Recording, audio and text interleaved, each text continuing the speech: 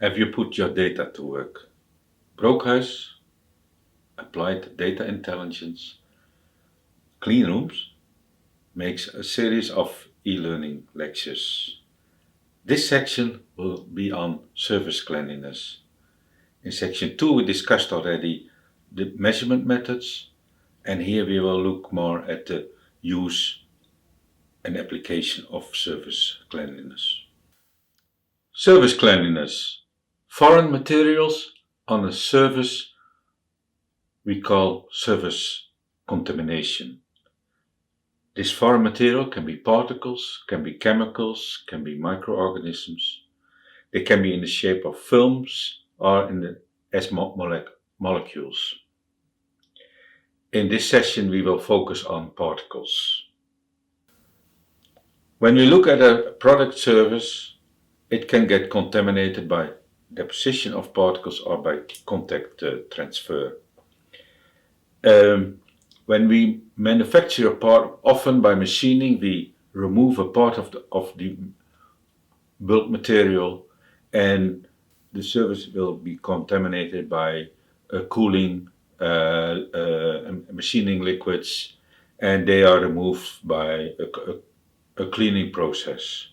Then, from deposition of particles from the environment will contaminate the surface again. Also, contact with tools, workbenches, packaging materials will contaminate the surface.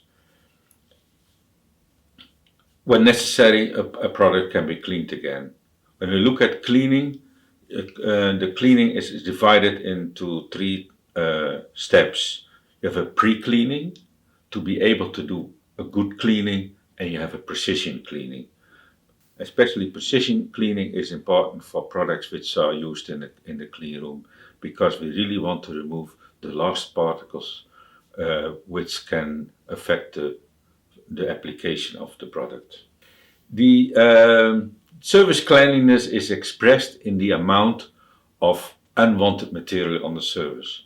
This can be done in grams per square meters, but for clean room products we often count the number of particles per square meter.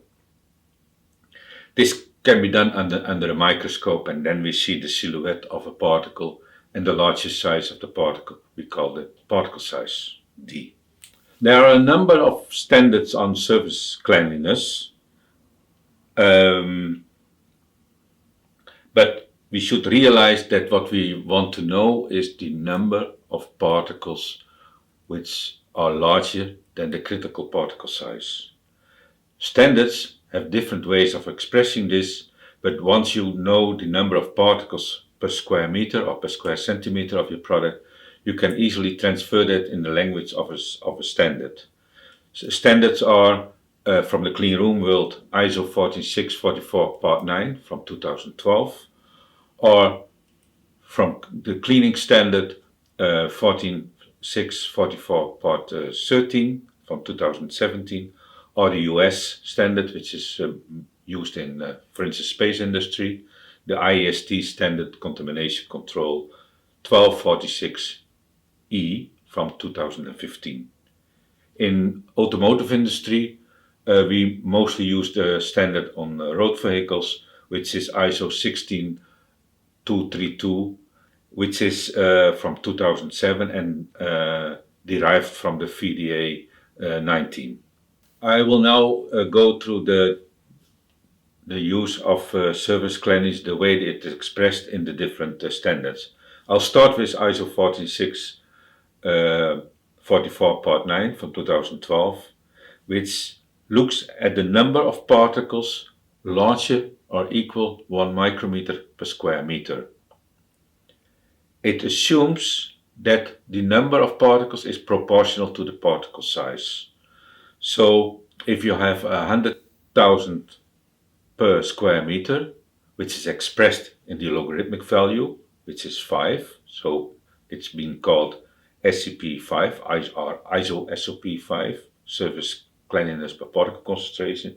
So if this is 100,000, that means that you have 100,000 particles larger or equal 1 micrometer per square meter, or 10,000 particles larger than 10 micrometer, or 1,000 particles larger than 100 micrometers. You can also look per square centimeter, because then the 100,000 becomes 10 and there's only one particle larger than 10 micrometer per square centimeter. The table gives the different maximum concentrations for the different surface cleanliness classes, the logarithmic values, for a set of particle sizes. Smaller than 1 micrometer, but that's not very practical, but 1 micrometer, 5 micrometer, 10, 50, 100 and 500. And they treat 500 as the largest particle. In ISO 16232, the particle size bins are given by codes.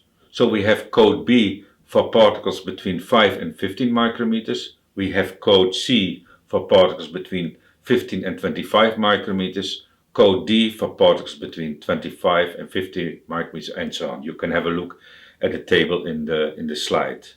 The maximum number of particles per particle size range is given by a number which is in fact the power of 2. So if this is, for instance, 5, that means that no more than 2 to the power 5, which is 32 particles. And then that way you can describe the cleanliness of a product for different particle size ranges.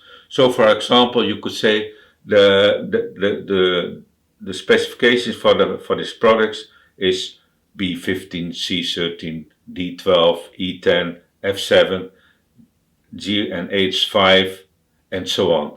And then B15 means that for particles between 5 and 15 micrometers, there should be no more than 2 to the power 15, which is 32,000 particles, are allowed. And the rest you can have a look at the table, how it's worked out.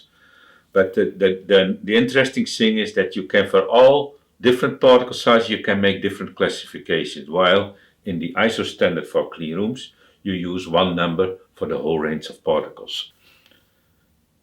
In the United States, there is an old standard, the military standard on surface cleanliness, called 1246. Especially version C is used a lot in space industry, but also for determining the cleanliness of packaging. A few years ago, IST took over the management of this standard, and in 2015, the E version is issued, called IST Standard Contamination Control 1246E 2015. This standard expresses the surface cleanliness of a part, and it expresses the surface cleanliness of a part which has just been cleaned. So that means that there are not many large particles, and the number of smaller particles is proportional higher. So you get a distribution which looks like the square of a logarithmic distribution. So it's a Gaussian distribution. The classification is based on the largest particle which is allowed on a square foot. So if you have, for instance, let's say 300, surface level 300, that means no more than one particle larger than 300 micrometers on a square foot, which is a 10 square meter. And then for the smaller particles, a number of particles is given, like the particles larger than 100 micrometers, 50 and 25. And so you have for different classes, and each class has a different type of particle size distribution. This standard also gives by letters the amount of chemical contamination, but that one I will not discuss here. So now it's interesting to have a look, how can you use this standards. Mostly you use the standard which fits by the type of industry you are in, or the type of client you have. So American space, you use the American standard. People who are in the clean room world, you can use the clean room standard, which is more or less derived from surface cleanliness, derived from particle deposition, or the automotive standard, which is used for parts for a gearbox or a motor, and so on, which are mostly measured indirectly. So the result of a surface cleanliness measurement is a particle size distribution. So number of particles between for special particle size bins, like particles between 15, 25, 25, 50, and so on. In the cleanroom standard, we make a cumulative distribution of it. In the automotive standard, you keep the differential distribution. In the American standard, you also make a cumulative distribution again. And once you have the number, then you can just look at the graph, and I've put here an example where I put the lines of the cleanroom standard and the lines of the American standard together, and your area, like in this example, I made a red circle. I put it on a plot of the concentration and the particle size, and then you can see, okay, this is below a certain standard line, and then you can use that standard depending on the industry you are in.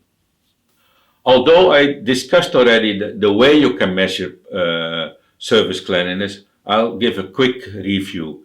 You can measure the surface cleanliness directly by taking a microscope or an optical sensor on the surface of the product or the surface of interest, and you count the particles. But you can also do it indirectly by taking the product and spraying or cleaning ultrasonic this product and removing all the particles which are on the outside of this object, and you collect the water with the particles you have removed, and this water you can examine with a liquid particle counter, or you can filter it, and then you take the filter to the microscope and you count the particles under the microscope. There is a third method. You take a tacky roll, and you roll it over your surface. You collect the particles from the surface, and you can roll this again on another tacky surface, and then you have a surface which you can put under the microscope and count particles again. So, if you have done a surface cleanliness measurement, you get a differential particle size, which you have some particle size bins, and for each particle size bin you have a number of particles which have been measured. This differential distribution you can recalculate into a cumulative distribution. That's what you can see on the table, where I have put a number of particle size bins, the measurement values, and then the calculation of the cumulative number, and then I've divided it by the area of the measured surface, and then you get the number of particles for each particle size per square centimeters, and that you can recalculate into a surface cleanliness level. Surface cleanliness level, SCL, I mostly use when I look at the number of particles per square centimeters.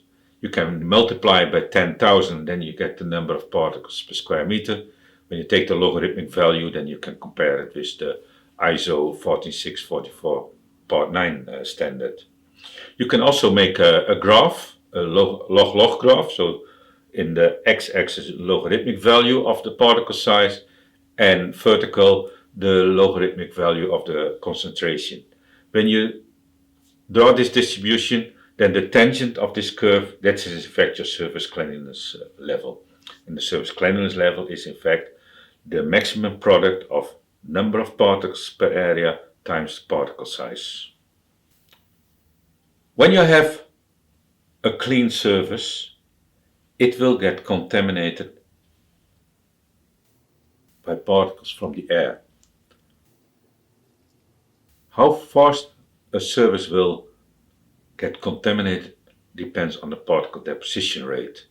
In the next section I will explain a little bit more on particle deposition rate, but you can say that the number of particles which will come onto the surface is proportional to the surface area times the time it has been exposed and your particle deposition rate. So the general surface cleanliness will increase by the particle deposition rate and the time between cleaning, because every time you clean all the surfaces in your room, of your product, the concentration will go down and then it will increase again by deposition. In this slide, I've given an example. So I have to look a few times to the screen to explain the example. We have a clean service which has a service cleanliness level of SCP or ISO SCP 5. That means 100,000 particles larger equal 1 micrometer per square meter, or 10,000 particles larger than 10 micrometers per square meter, or 10 particles larger, or 1 particle larger than 10 micrometer per square centimeter. When the particle deposition rate is 5,000 particles larger than 10 micrometer per square meter per hour, and I expose the surface for 8 hours under these conditions, then the surface cleanliness will increase with 40,000 particles larger than 10 micrometer. So the total will be 50,000 particles larger than 10 micrometers. So that means that when I look at the number of particles larger or equal 1 micrometer, it will be 500,000, and when I take the logarithmic value, I get SCP 5.7. So in this case, we go from SCP 5 to SCP 5.7 within 8 hours.